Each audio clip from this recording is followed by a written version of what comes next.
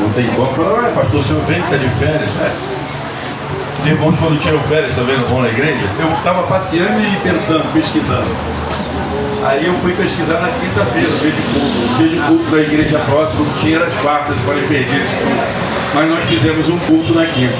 Reunimos em família e fizemos um culto. Amém? Que alegria, né? Muito calor. Glória a Deus. É maravilhoso esse calor, não é? E vocês sabem que o pastor derrete, então ninguém pode reclamar, porque eu literalmente derreto aqui. Mas nós priorizamos, né, essa pequena obra que nós fizemos, o piso, mas não vamos parar não, porque a obra de Deus não para jamais. Essa semana a gente vai estar vendo essa manutenção desse ar-condicionado para funcionar, para refrescar, e se não ficar suficiente a gente coloca mais um, amém? Amém. Eu vivo pela fé. É isso, é Deus. Deus está no controle de tudo. A igreja dele, ele quer o melhor para nós. Mas nesse momento, ele está querendo ver a tua fé. Se você vai ficar aqui dentro, aqui, ó, orando, glorificando o nome dele, meio de calor, para que depois venha o refrigério. Amém? E o Senhor hoje trouxe a nossa irmã Rosemary, é isso? Rosemary, ela vai se apresentar aqui, mas eu quero convidar ela para vir aqui, porque em Oséias 6 vai falar sobre Deus não gosta de murmuração, Deus é um povo forte, e para que possamos estar fortes precisamos meditar na palavra, né? Precisamos meditar no Senhor, no que Ele tem para nós. E o Senhor hoje escolheu a Rosemary para trazer a sua palavra, e que possamos absorver a palavra do Senhor, e que o Espírito Santo ilumine a nossa mente para aprendermos, retermos, para vivermos a palavra do Senhor. Vamos orar, vamos ficar de pé. Depois nós vamos ficar um bom tempo sentado, degustando a palavra do Senhor. Vamos ficar de pé.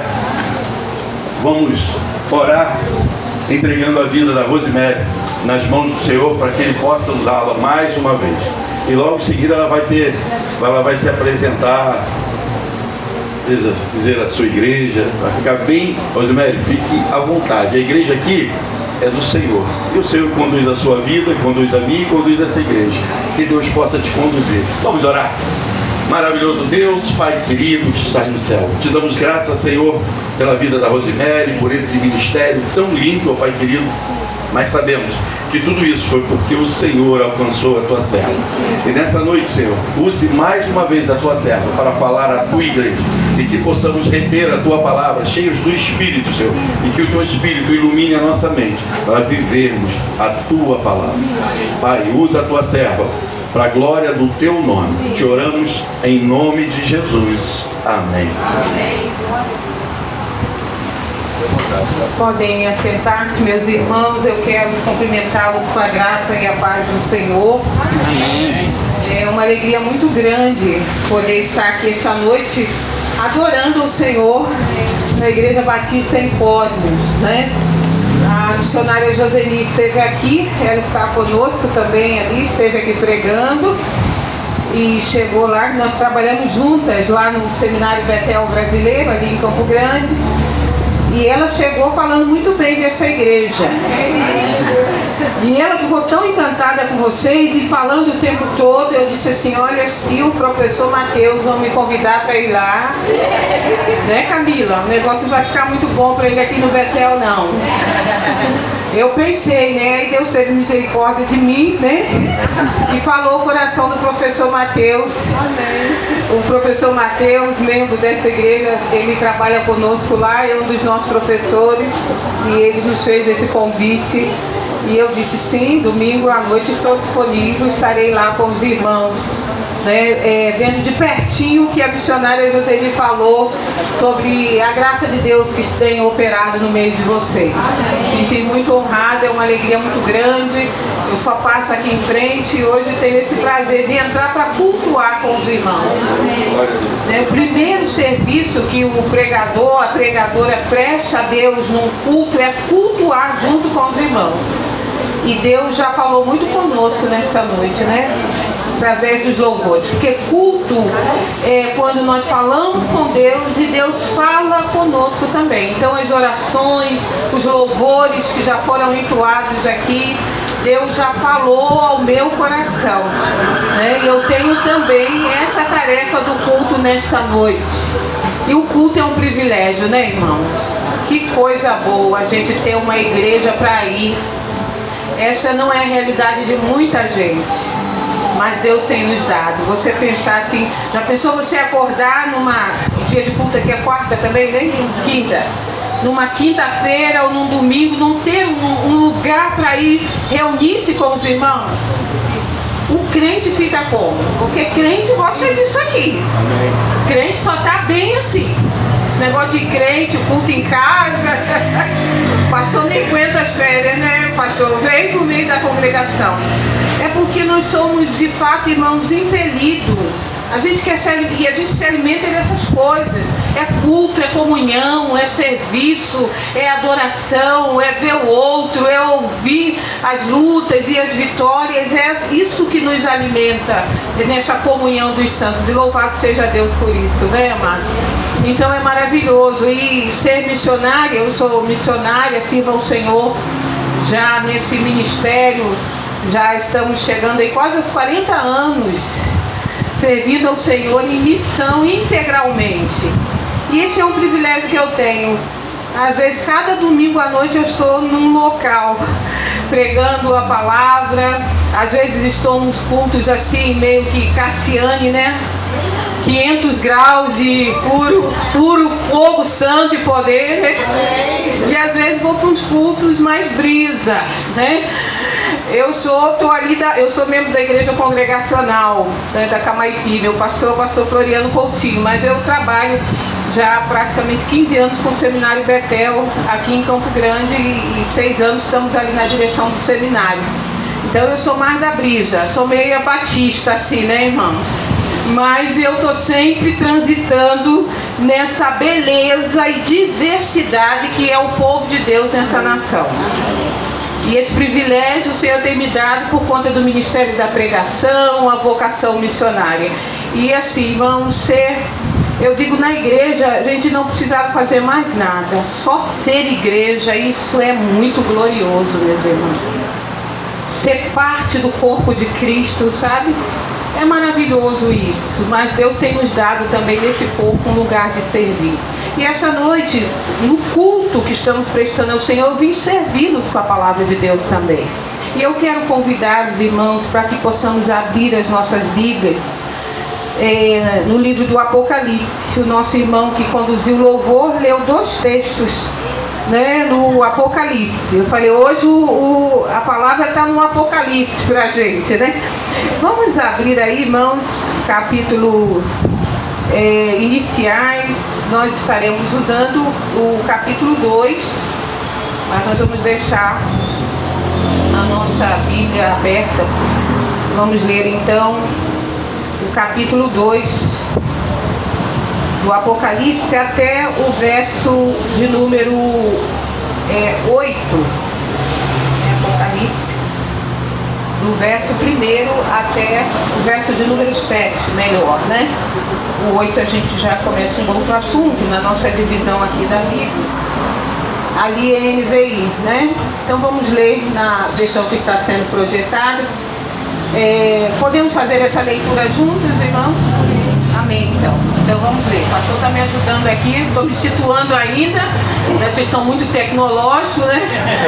Então estou me situando, ele está me ajudando aqui na leitura. Então vamos fazer essa leitura, irmãos, até o verso de número 7. Leamos então a palavra do Senhor na versão que está projetada. Ao anjo da igreja em Éfeso escreva: eis o que diz aquele que tem as 7 estrelas na mão direita e anda entre os 7 candelabros de ouro. Conheça as suas obras, o seu trabalho árduo e a sua perseverança. Sei que você não pode tolerar homens maus, que pôs à prova os que se dizem apóstolos, mas não são, e descobriu que eles eram impostores. Você tem perseverado e suportado sofrimentos por causa do meu nome e não tem desfalecido. No entanto, contra você tenho isto: você abandonou o seu primeiro amor. Portanto, lembre-se de onde caiu, arrependa-se e faça as obras que praticava no princípio. Se não se arrepender, virei a você e tirarei o seu candelabro do lugar dele. Há, porém, uma coisa a seu favor: você odeia as táticas dos nicolaítas, como eu também as odeio. Quem tem ouvidos, ouça o que o Espírito diz às igrejas. Aquele que vencer, darei o direito de comer da árvore da vida que está no paraíso de Deus. Aleluia. Louvado seja Deus pela sua palavra lida. Meus irmãos, nesta noite eu quero refletir com a igreja um tema, e eu vou citá-lo para que possamos ter como norte e nos conduzir na reflexão da palavra de Deus. Nós vamos pensar nesta noite sobre o essencial da Igreja de Cristo. Vocês são uma igreja que estão aí caminhando no início, já tem 2 anos, vocês já têm 1 ano, um ano, graças a Deus. Estão então no início de uma caminhada, E eu estava ali orando, louvando e pensando, daqui uns anos nós vamos passar aqui na Avenida Cesário de Melo e vamos ver um templo enorme. E eu já estava toda honrada, porque eu vou dizer, olha, num aninho eu estava ali naquele templo. Meus irmãos, é assim que a gente vê. Deus vai alargando, Deus vai trazendo e Deus vai fazendo. E será assim. Eu espero ainda estar no Rio de Janeiro e ver de vez em quando. Se eu não tiver, vocês me convidam, que a gente vem de fora. Não é verdade? Estava vendo a igreja do Senhor avançar nesse lugar para a glória do nome dele. E quando a gente pensa em igreja, irmãos, a gente pensa, e eu estava refletindo quando o professor Mateus falou comigo, eu disse, o que falar naquela noite aos irmãos? Porque a palavra de Deus é rica, mas precisamos ter a condução do Espírito de Deus para saber qual é a mensagem para aquela noite. Esse é o maior desafio para o pregador, não é, pastor? Porque há tanto na palavra de Deus, mas o que o Espírito quer que naquela noite possamos falar. A igreja, ela não se conduz, ela é conduzida pelo Espírito Santo. A gente não dirige um culto, não é verdade? A gente se prepara, ensaia, estuda, faz o que tem que ser feito, os irmãos que tocam, mas na verdade é o Espírito que conduz, porque o culto é um ato espiritual. Você não sabe o que vai acontecer naquela noite. Da mesma forma é a pregação. Então, pensando no que falar, o Senhor trouxe ao meu coração essa palavra. O que é então o essencial da Igreja de Cristo? E quando eu falo sobre o essencial, eu estou falando daquilo que não pode faltar na igreja. Porque se faltar, descaracteriza ela como a igreja de Cristo. Nós estamos aqui num calor abençoado, agora nem tanto, meus irmãos? Mas glória a Deus que tem muitos ventiladores, a gente consegue ficar aqui sem o ar-condicionado. Glória a Deus que já estão providenciando. Mas a gente consegue ficar aqui com alegria. Quem obrigou vocês a irem com o calor hoje? O pastor disse, se não vier domingo, o negócio vai ficar feio. Não, irmãos. Por que saímos dos nossos lares? Porque viemos a este lugar. Nós estamos aqui movidos pelo Espírito de Deus e nós estamos aqui como cantamos. A casa é tua, é por causa de Jesus. Então, quando estamos falando do essencial da igreja, queremos falar disso, daquilo que não pode faltar. Pode faltar alguma coisa no templo, que é o prédio onde a igreja se reúne, porque a igreja não sou eu. Se alguém perguntar e você diz, não, a igreja sou eu. Não existe igreja eu. Igreja somos nós. Pensar em igreja é pensar numa coletividade. Até que eu gostaria de que fosse eu, porque eu mandava sozinha. Mas a igreja somos nós.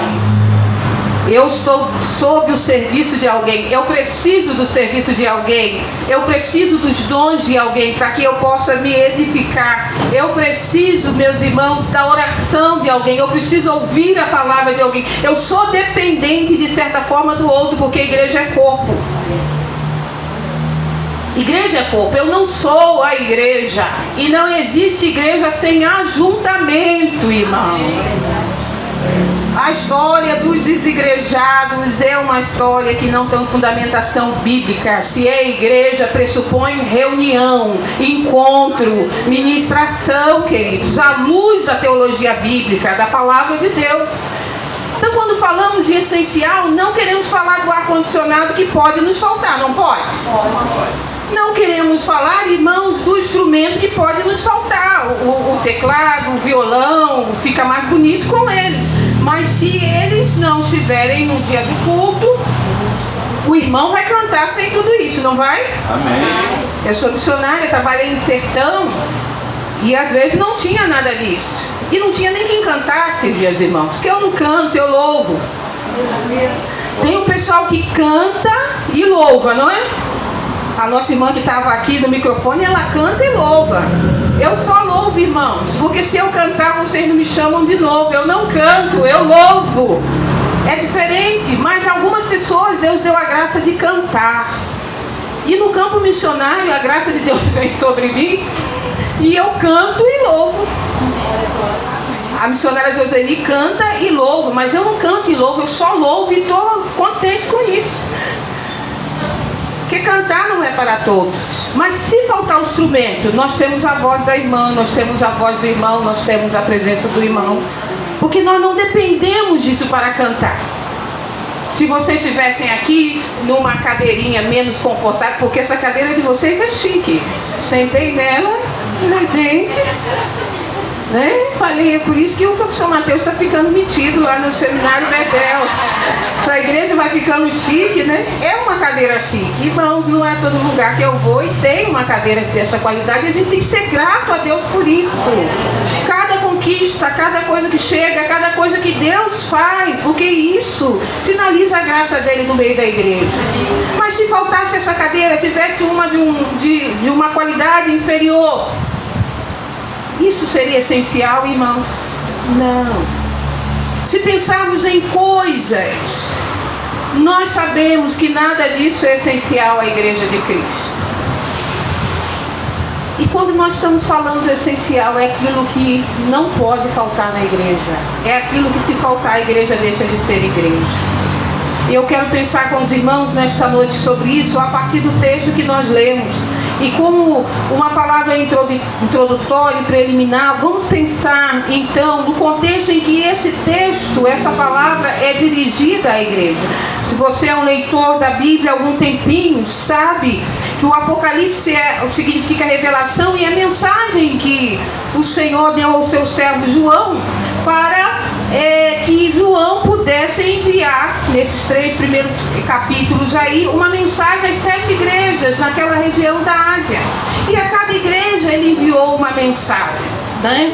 E nessa mensagem enviada, nós temos a mensagem que ele enviou à igreja em Éfeso.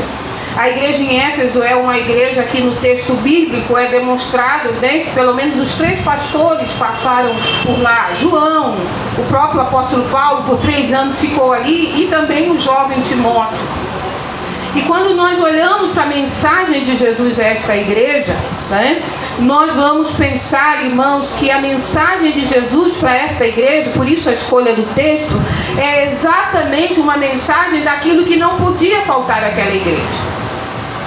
Porque, irmãos, o que essa igreja tinha, né? É interessante que das 7 igrejas aqui, apenas 2 igrejas, elas não tinham problemas praticamente. As demais, todas tinham virtudes e todas têm defeitos. Porque a igreja tem virtudes e defeitos. Não existe igreja perfeita. Eu digo sempre, a minha igreja, a igreja da qual sou membro, tem defeitos. Por quê? Porque eu estou lá, meus irmãos. Todos os crentes lá são bons. A mais difícil lá sou eu. Eu digo isso sempre. Por isso que lá não existe gente difícil para mim. Porque quando eu estou resolvido, todo mundo fica fácil. A pessoa mais difícil com a qual você vai ter que lidar na sua vida cristã é com você mesmo. É com você mesmo. Eu aprendi isso com Jesus. Não tinha gente difícil para Jesus. Tinha? Tinha não. Por quê? Porque Jesus era fácil. Jesus é fácil, não é, irmão? Lidar com alguém que é perfeito e lhe trata na sua imperfeição de forma incondicional. Quem é que você encontrou assim na vida? Não existe ninguém. Nós temos o preço que sempre exigimos do outro. Só conheço um assim. E é quem? Jesus. Se só Jesus é assim, eu sei que eu não sou, então Ele está trabalhando na minha vida para que eu veja o outro e trate o outro como Ele me trata. Isso é vida cristã, irmã. Isso é maturidade cristã, isso é crescimento. Então todas essas 7 igrejas tinham virtudes e defeitos, problemas e soluções, como é a igreja do Senhor nesta nação.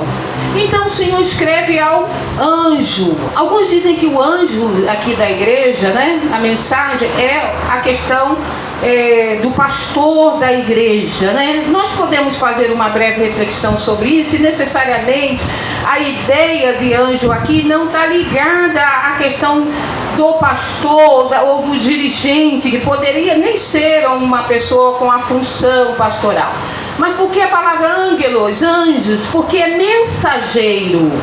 É aquele que porta a mensagem. E a ênfase não está nem em quem recebeu a mensagem, porque a ênfase desse texto, na verdade, não é quem recebeu a mensagem, mas é a mensagem recebida. Por que essa mensagem é importante? Porque essa mensagem é a palavra de Jesus para as igrejas locais. Você não tem nenhum texto no livro sagrado, que é a Bíblia, a palavra de Deus, onde há uma mensagem direta de Jesus à igreja local. Apenas esse texto aqui, por isso que ele é maravilhoso.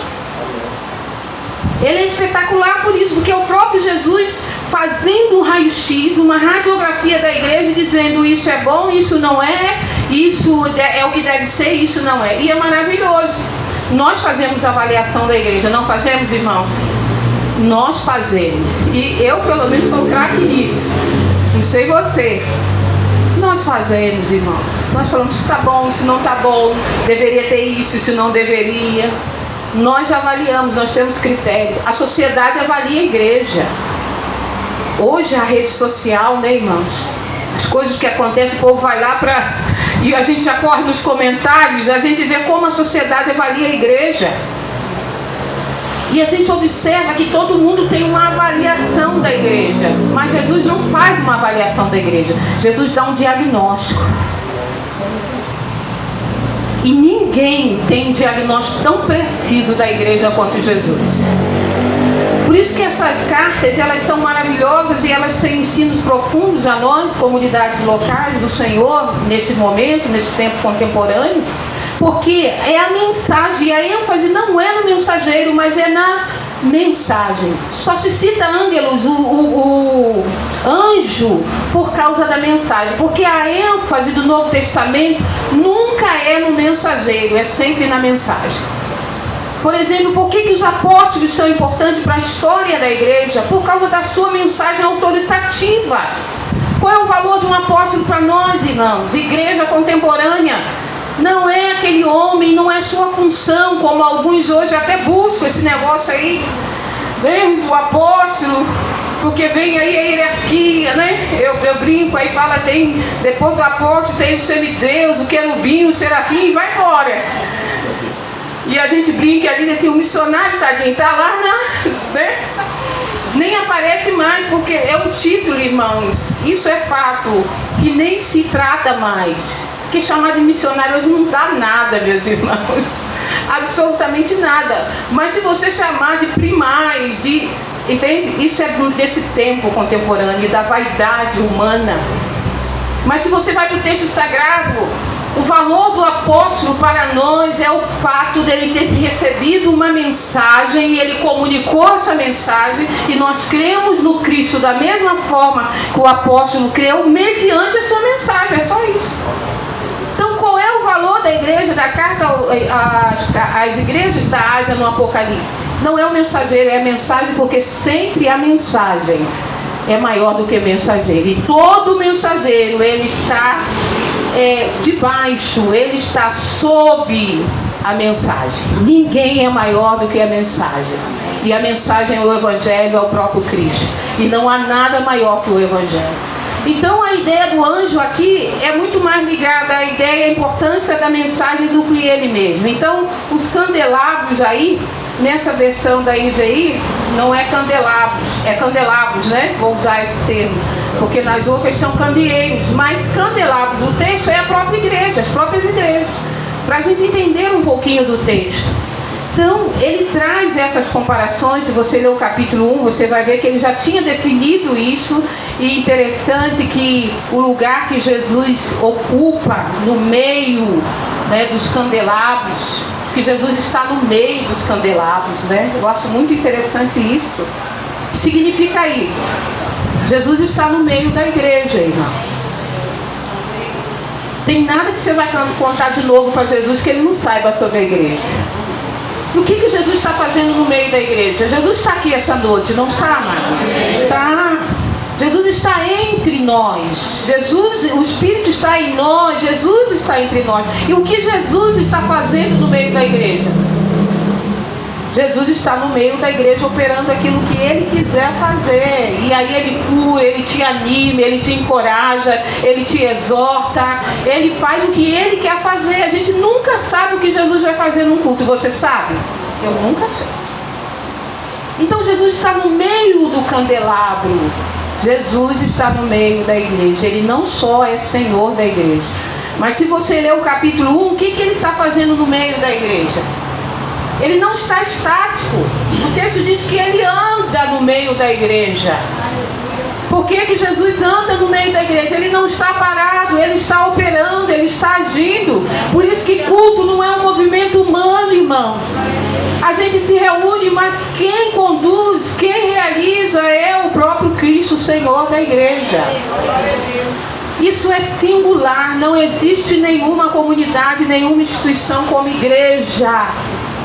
Valorize a sua comunidade cristã. Por que a igreja é singular? Porque o Senhor dela é singular. Isso não tem a ver conosco, mas tem a ver com o fato de que nós somos o corpo de Cristo. Cristo é singular, a sua igreja é singular. Ninguém dirige a igreja. Quem dirige a igreja é Jesus. E ele tem os seus auxiliares, não é verdade? E quem é o mais interessado na igreja? Jesus.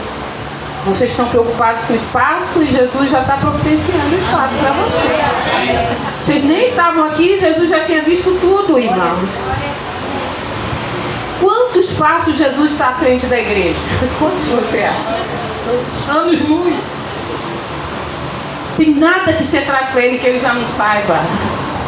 A consciência da presença dele me leva a ter uma postura diferente no meio da igreja que é dele. Por isso a igreja é maravilhosa, irmãos. Tem um monte de problema. A minha, vocês estão começando agora, é bem tranquilo. E só tem um e o outro. Mas é o melhor lugar do mundo, meus irmãos. A igreja do Senhor.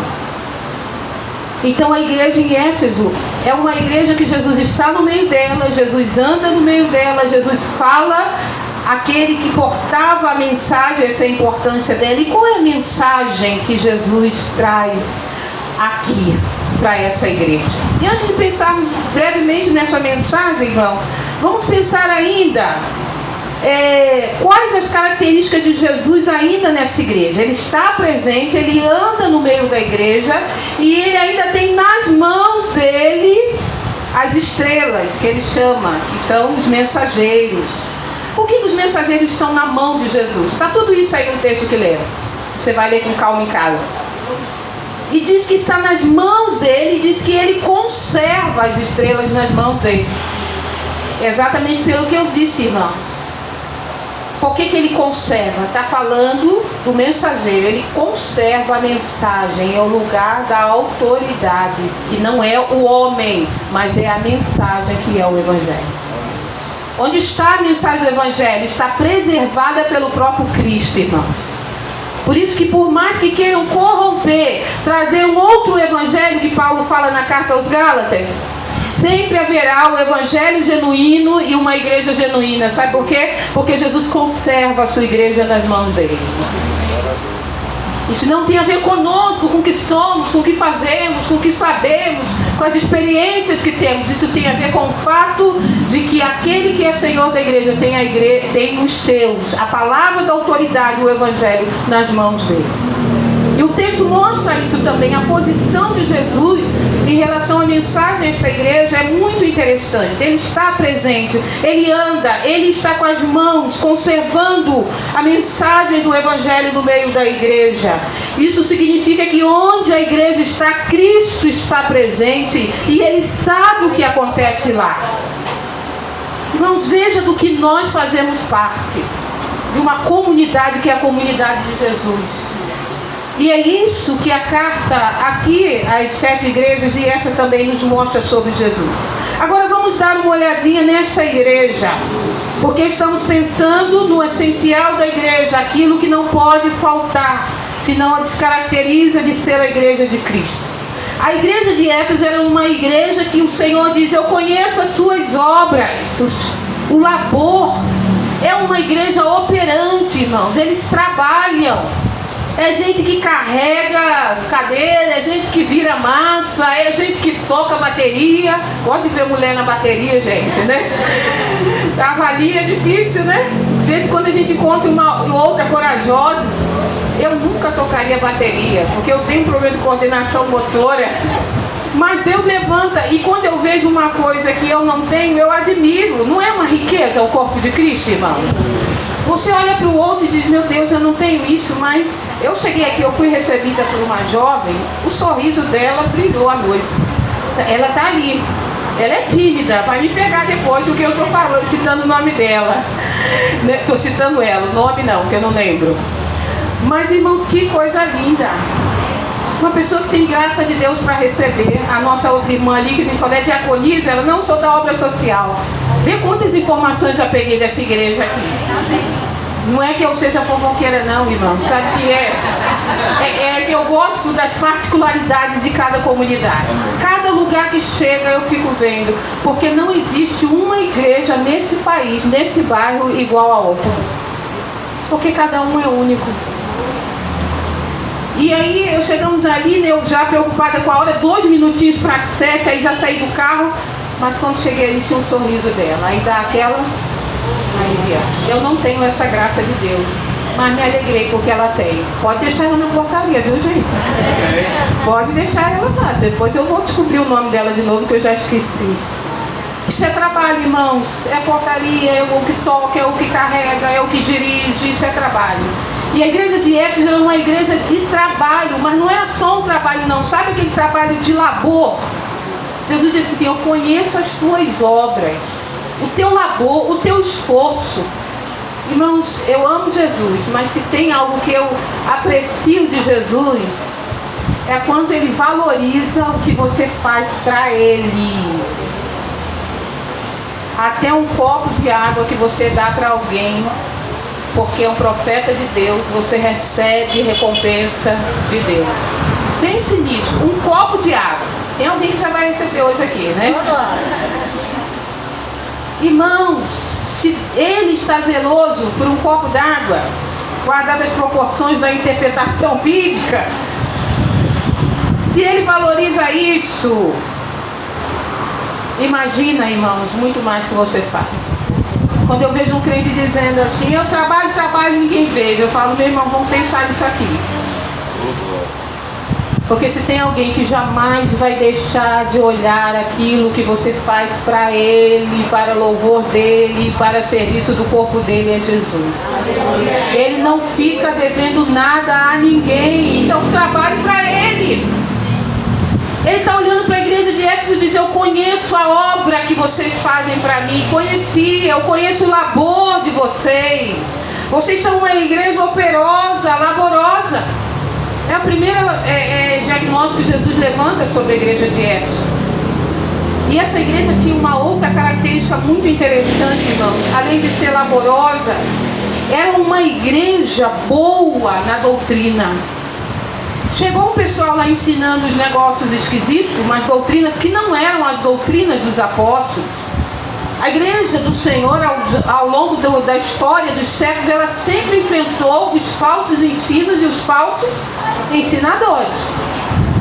A maioria das cartas apostólicas, a gente vai ver essa defesa desde o primeiro século da era cristã, porque sempre há aqueles que distorcem a verdade de Deus.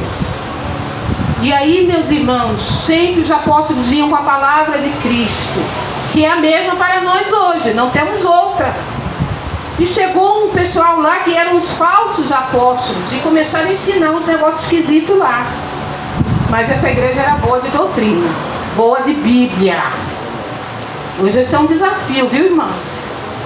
Gente que é bom de Bíblia, que lê a palavra de Deus, que come. No Brasil a gente tem Bíblia do bebê à vovó, mas de uma forma geral o povo é iletrado de Bíblia. A gente trabalha com seminário teológico, o pessoal chega lá e eu dou uma disciplina dos primeiros períodos. Aí a gente já tem que fazer o quê? Correr atrás do prejuízo. Eu falei, vamos alinhar Bíblia, né, professora Joseli? Vamos alinhar. Porque o primeiro desafio é fazer o povo ler Bíblia. É o primeiro desafio, é você criar uma rotina de leitura da Bíblia. É o primeiro.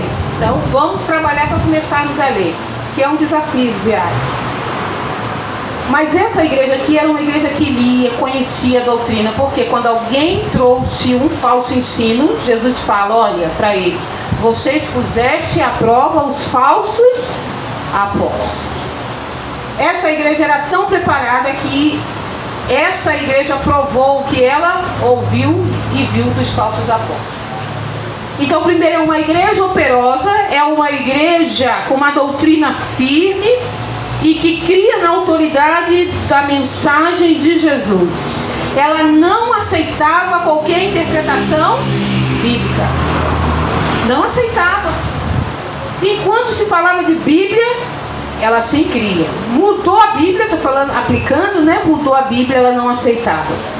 Ela não ia por qualquer linha interpretativa das Escrituras. Era a segunda virtude aqui na minha lista dessa igreja. Mas essa igreja tem uma terceira virtude, irmãos, que era uma igreja que o Senhor fala, eu conheço o seu sofrimento.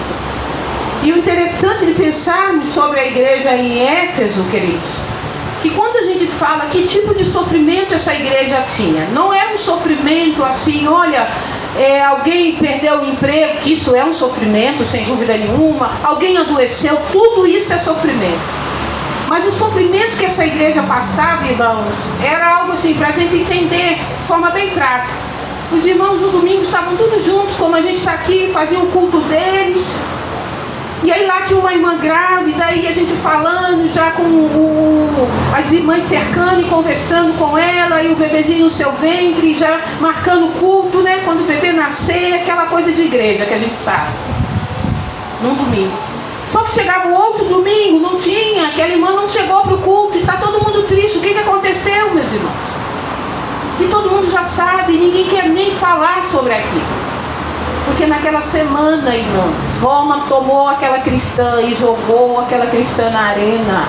Os leões estraçalharam ela e o bebê que estava no seu ventre. É esse o nível de sofrimento que Jesus disse para aquela igreja, eu conheço o sofrimento de vocês. Se é algo que Jesus conhece, não é só o que a gente faz, não, mas o nosso sofrimento. E a gente sofre.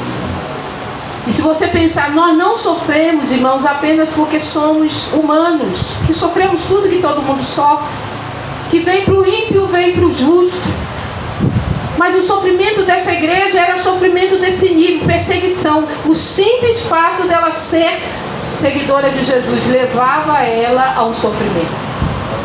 E a igreja é assim, será assim em todos os séculos. O apóstolo Paulo, escrevendo a Timóteo, ele diz, os que querem viver piedosamente em Cristo sofrerão perseguição. Nós sofremos só por sermos crentes, irmãos. Mas Pedro diz que isso é glorioso. Jesus falou, olha, bem-aventurado, felizes vocês que são aprovados para esse tipo de vida. Quando isso acontecer, não fiquem lamentando, não, exultem, porque o galardão de vocês é grande. Porque foi assim com os profetas que vieram antes de vocês.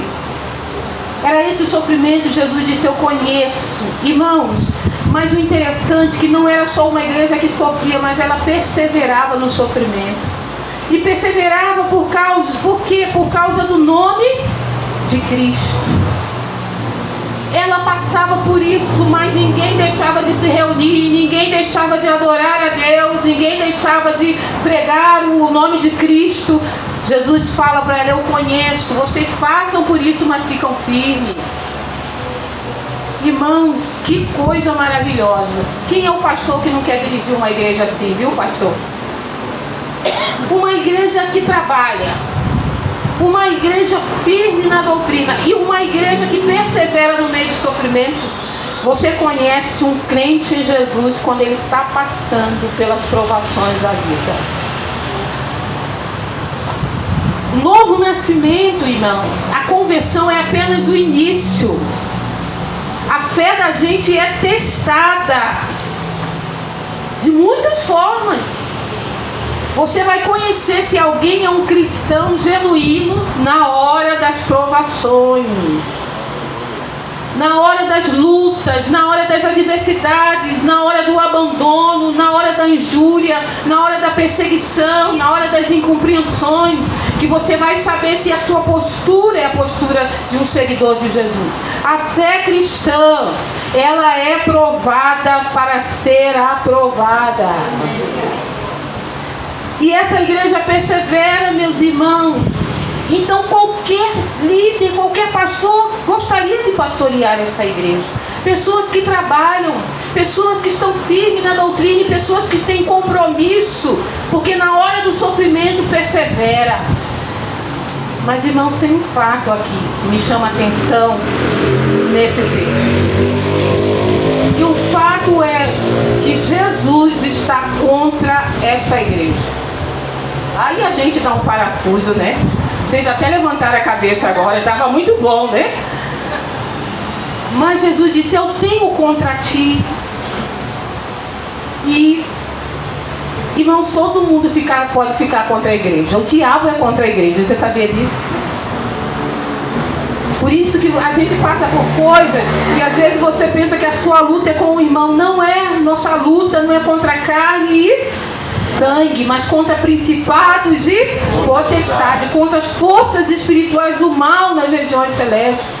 Nós não estamos batalhando contra pessoas, contra uns aos outros, mas nós lutamos contra o império das trevas, que não quer que a igreja avance. Mas a igreja avança e ela é vitoriosa por causa do Senhor dela. O fundamento dela é Cristo e o fundador dela é Cristo. Mas essa igreja, irmãos, ela tem tudo isso. Se o diabo ficar contra ela, Jesus a defende. Roma estava contra ela, o sistema estava contra ela, mas Jesus a defendia. Agora, quando Jesus fica contra a igreja, quem vai defender a igreja? Não tem ninguém. Mas vamos entender quando eu digo o que é que Jesus está contra essa igreja.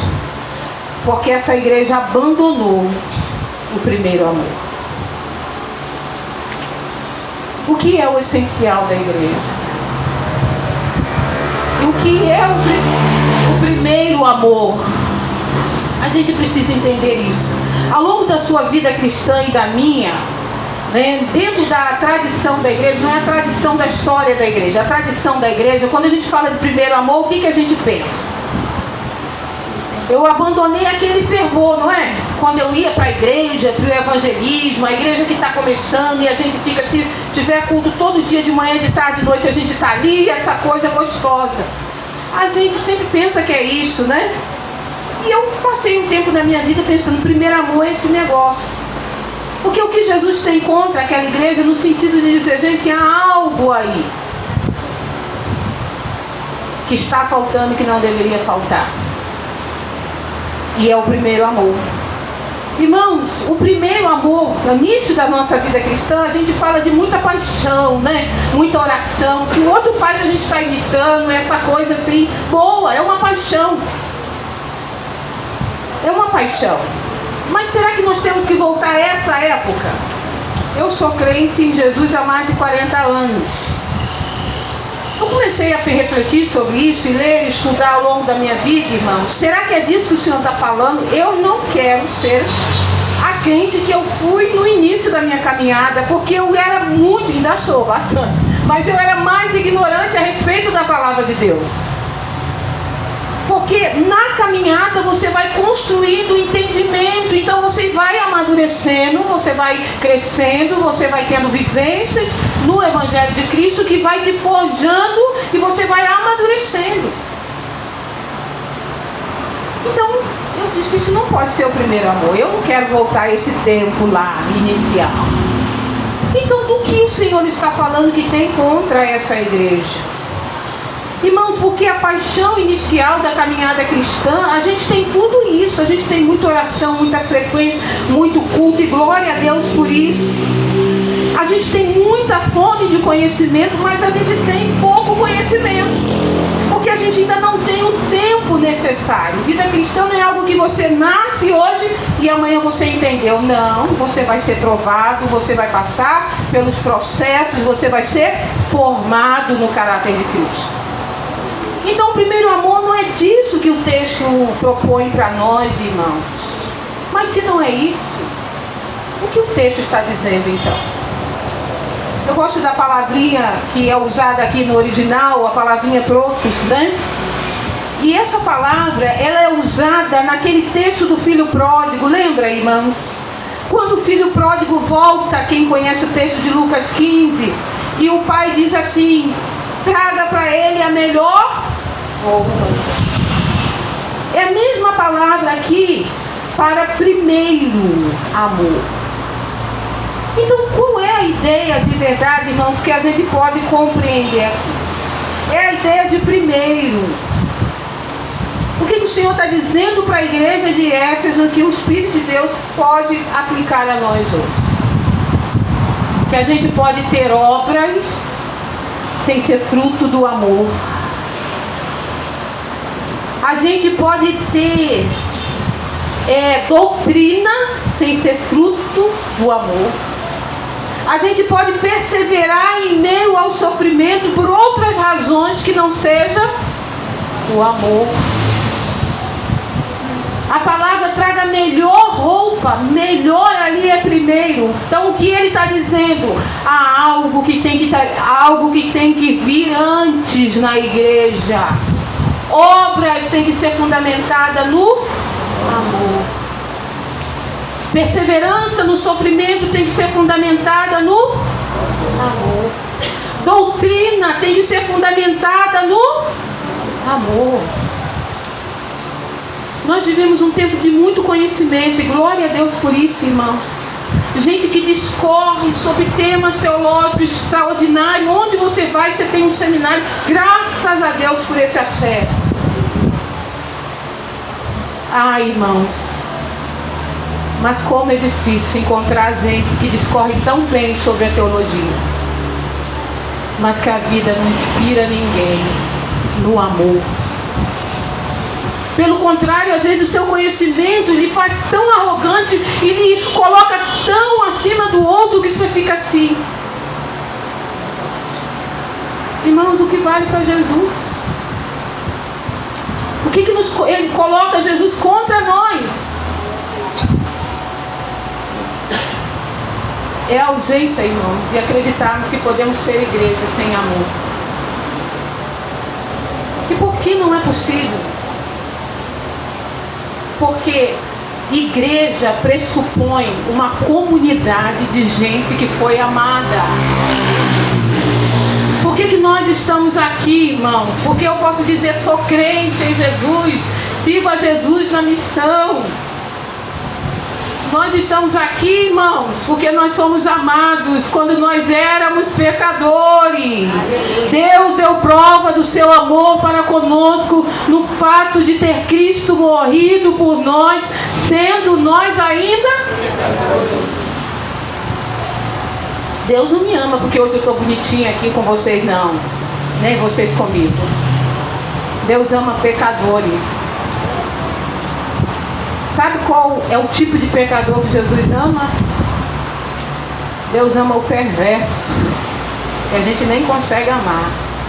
falo a gente para ficar leve para mim, de repente vocês conseguem. Deus ama a gente que você não ama nessa política do Brasil. Deus ama a gente que você faz até umas orações imprecatórias. Senhor, prepara e leva. Por isso que o povo gosta dos salmos imprecatórios, porque nós estamos tomados de vingança, de desejo de punir o outro, de dar o troco. Irmãos, isso está em nós. Quando a gente vê o mal do outro, a gente precisa se voltar e dizer: Deus, eu sou assim. E se eu tiver uma expressão diferente disso, é só porque a tua graça me alcançou e fez alguma coisa em mim. Do contrário, eu vou ser tão perverso quanto o perverso. O mundo, que João 3,16 diz, porque Deus amou o mundo ali são pessoas. Que tipo de pessoa que Deus amou? Deus amou gente não amável. Deus amou gente assassina. Deus amou gente perversa. Deus amou gente que rouba. Deus amou gente que faz assassina. É esse tipo de gente que Deus amou. Deus amou você e Deus me amou e me ama. E ama também a sua igreja. A base, o fundamento, irmãos, e esse amor fez com que o Evangelho chegasse a mim, fez com que eu fosse perdoada dessa minha condição, e você também, queridos. A igreja é a reunião dos amados de Deus. Eu gosto da epístola de João, que João sinaliza isso toda hora com um vocativo: amados, amados, amemo-nos. Eu só tenho a capacidade de amar se eu entender quem eu sou, e nós somos os amados de Deus. Deus ama a gente que a gente ainda está aprendendo a amar. Quem ama é Deus, gente. A gente está na luta. A gente está aprendendo com Jesus. É por isso que Ele nos deixa nos testes, para saber quais serão as nossas escolhas por causa dEle. Irmãos, o que não pode faltar na igreja. A gente pode não ter muita coisa, e tem muita coisa que a gente não tem.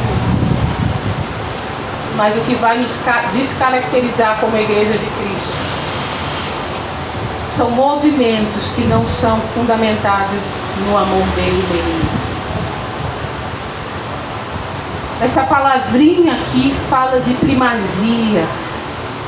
Aqui, irmãos, não é apenas uma ordem primeiro, uma ordem temporal ou uma ordem cronológica.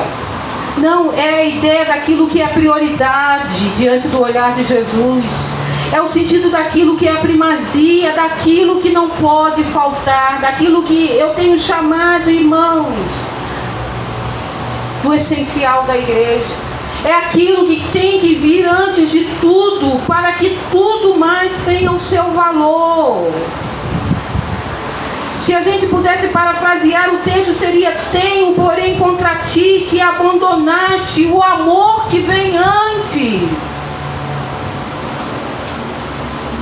O amor que vem antes do labor, o amor que vem antes da doutrina, o amor que vem antes da perseverança. Irmãos, nenhum desses 3 itens na igreja em Éfeso podia substituir aquilo que vem antes, porque o que vem antes é primordial.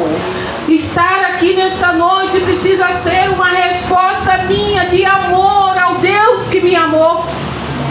E o que me traz para o culto é isso. O que me traz aqui é isso. Irmãos, o nosso coração é muito enganoso. O meu e o seu.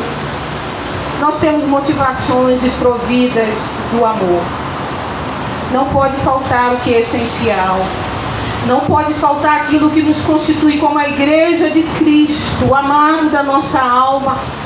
O que faz uma igreja nascer e permanecer não é o programa, não é o cumprimento dos requisitos meramente, mas é a operação e a ação do Deus de amor na sua comunidade de amor, para alcançar gente que Ele ama aqui e que ama lá. Como eu disse, eu trabalho com a missão já há alguns anos, irmãos. E às vezes eu encontro pessoas apaixonadas pelos perdidos. Vamos alcançar os perdidos, vamos, irmãos, vamos fazer o possível com a graça de Deus e o impossível para alcançar aqueles que estão aqui, acolá e onde o Senhor nos mandar. Mas ninguém amará mais os perdidos, se não amarmos os achados. Porque Deus ama os perdidos, mas Ele nunca deixou de amar os achados. No movimento missionário brasileiro, que a gente faz parte ao longo dessas histórias de 30 anos, eu encontro missionários indo e vindo. E eles dizem, minha igreja não é missionária. Eu canso de ouvir isso. Eu falei, não existe igreja de Cristo que não é missionária. Sabe quando o missionário achou que descobriu a pólvora? A igreja de Cristo, ela é missionária, ela é missional. Eu digo para ele, meu filho, o que falta é você entender que não dá para ser missionário ou fazer missão sem uma comunidade local, sem a sua identificação com ela. Porque se você não ama a sua comunidade da forma que ela é, com os desafios que ela tem, o que você vai fazer junto aos perdidos? E missionário não vai, missionário é enviado, é a igreja indo. Porque, irmãos, é fácil você amar quem você não conhece. Quem você vai operar numa posição de poder. Eu estou aqui, sou missionário, vou te dar uma ajuda, eu vou te dar. Mas a comunidade cristã é um chamado para amarmos gente. Em alguns momentos não vai nos dar nada. E às vezes, irmãos, vai nos dar até uma ingratidão. Mas é a oportunidade de Deus de forjar o seu coração como o coração de Jesus. Porque o propósito da vida cristã é sermos semelhantes a Jesus no seu caráter. Então eu preciso estar junto com o outro, no ferro a ferro se afiando, até que a minha imagem se molde à imagem daquele que ama, sem distinção. A vocação da igreja é ser uma comunidade de amor. Ela trabalha porque ama. Ama quem? Ama Jesus. A questão é, ninguém revela amor a Jesus sem dar amor ao outro. Se fosse só para Jesus, está facinho, né, gente? Mas não é. Com Jesus passa sempre pelo outro. Meu amor a Jesus é revelado na forma como eu trato o outro. Dentro da minha casa, na minha comunidade cristã, no meu trabalho e naqueles que precisam ouvir do Evangelho. É uma relação de amor que Éfeso não tinha. Irmãos, essa igreja estava caminhando sem o essencial, mas o Senhor amoroso dela, compassivo, está chamando ela. E Ele diz, antes desse comprometimento da igreja com Cristo, é preciso comprometimento de amor. Isso é manifesto no fato de que a igreja é chamada a noiva, é uma figura de amor, relação de amor. A noiva de Cristo. É mais sério isso do que voltar ao passado. Estava fácil, né, gente? Voltar ao passado estava mais fácil. É a gente amar Jesus nessa profundidade. Isso precisava ser recuperado. Tudo que vocês fazem deve ser recuperado, Éfeso. O trabalho de vocês, a perseverança e a doutrina. E precisa ser recuperado com amor. Ele não está dizendo que isso não vale, não. Vale. Mas o que ele está trabalhando, a motivação, o impulso, a razão. Sabe, meus irmãos? Ele não está dizendo vamos parar tudo, a obra, a doutrina. Tudo isso é muito bom, mas é ruim se não tiver amor. Se não vira só trabalho, trabalho, movimento, movimento, sem um propósito maior, que é revelar Cristo. E conhecer Cristo é conhecer o amor que todo ser humano busca. É o amor perfeito. Porque Cristo é aquele que acolhe gente que a gente não consegue acolher. Cristo é aquele que ama a gente que a gente não ama. E Ele ama na condição de perfeito. Nós cantamos hoje 2 cânticos aqui. E eu gosto muito de cantar e estar refletindo sobre o que eu estou dizendo. Tu és santo, santo, santo, tu és santo. Quando a gente canta a santidade de Cristo, irmãos, nele não há impureza, nele não há maldade, nele não há pecado, nele não há ruindade, nele não há vingança. Ele é santo. Jesus ama o traidor, mesmo sabendo que ele vai traí-lo. Jesus ama.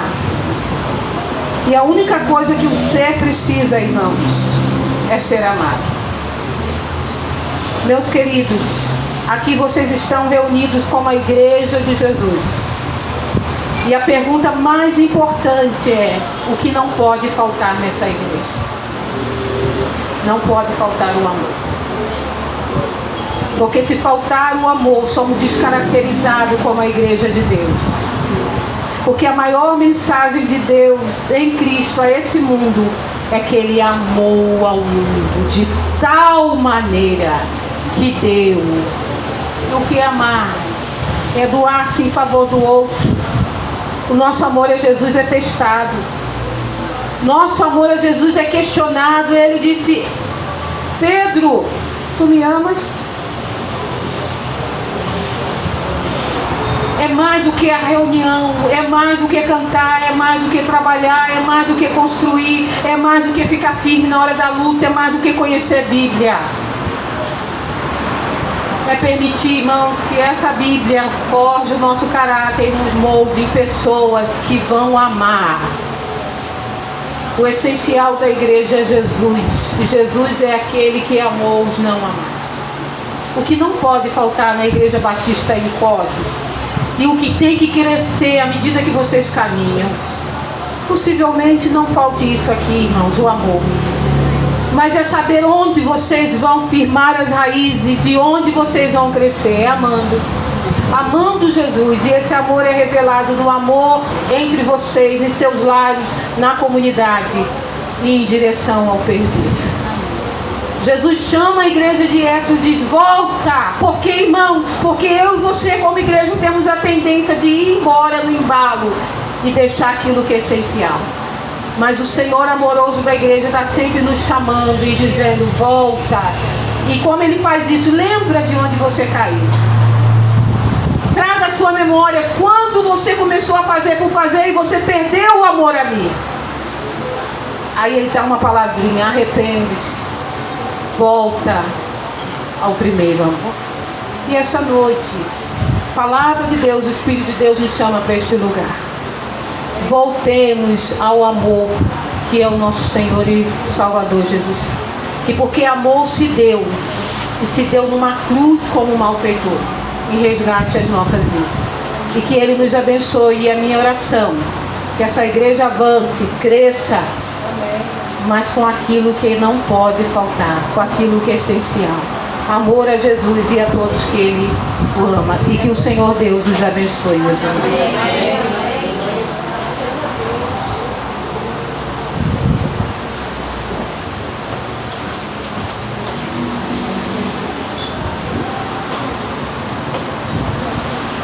Glória a Deus.